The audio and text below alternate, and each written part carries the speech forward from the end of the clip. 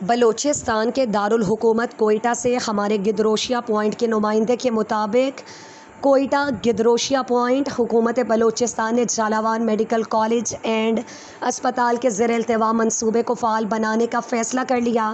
وزیر اعلیٰ بلوچستان میر سرفراز بگٹی کی زیر صدارت منعقدہ اجلاس میں یہ فیصلہ کیا گیا کہ منصوبے پر کام محکمہ مواصلات کرے گا، جبکہ پروجیکٹ ڈائریکٹر کو عہدے سے ہٹا دیا گیا۔ اجلاس میں وزیر صحت بخت محمد کاکڑ، لیڈر آف اپوزیشن میر یونس عزیز ظاہری اور اعلیٰ حکام نے شرکت کی۔ وزیر اعلیٰ نے منصوبے کی تکمیل میں غیر ضروری تاخیر پر افسوس کا اظہار کرتے ہوئے متعلقہ محکموں کو ہدایت دی کہ ازسر نو PC1 تشکیل دے کر کام کی رفتار تیز کی جائے۔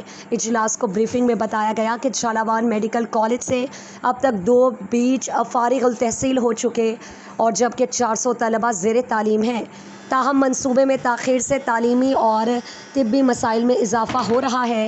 وزیر اعلیٰ میر سرفراز بگٹی نے کہا کہ بچوں کا مستقبل داؤ پر نہیں لگنے دیں گے، منصوبہ جلد مکمل کر کے علاقے میں معیاری طبی سہولیات فراہم کی جائیں گی۔